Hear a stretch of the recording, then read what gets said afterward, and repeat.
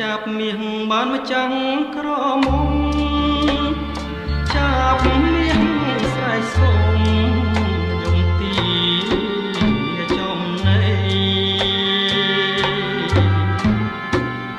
លាចលាយទឹកខ្មុំមុំដាក់ពីថ្មីបាញ់ចុកផ្ទាល់ដៃឲ្យចាប់ស្លាប់ចិត្ត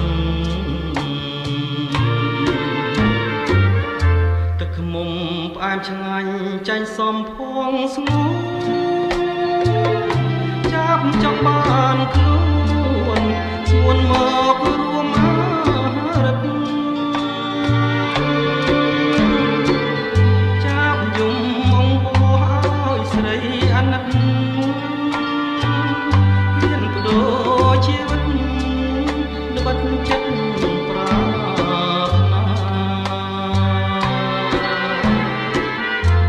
ចាប់អភ័មស្លាប់ក្នុងទ្រង់ស្រីសុំចាប់យកក្តីនៅក្នុងហាត់ថាបើចាប់នៅរស់ព្រមចិត្តមេត្តាចាប់មាន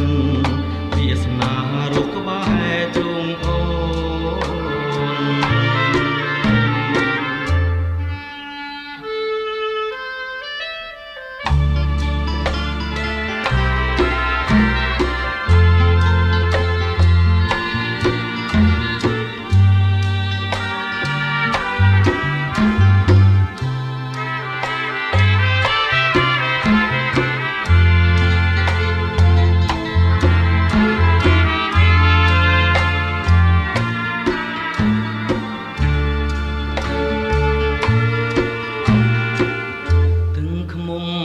ឆ្ងាញ់ចាញ់សំភងស្ងួនចាប់ចង់បានខ្លួនស្ងួនមករួមមករិត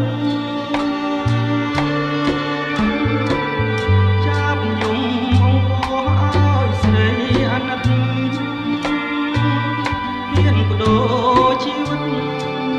ល្បិតចិត្តប្រាថ្នា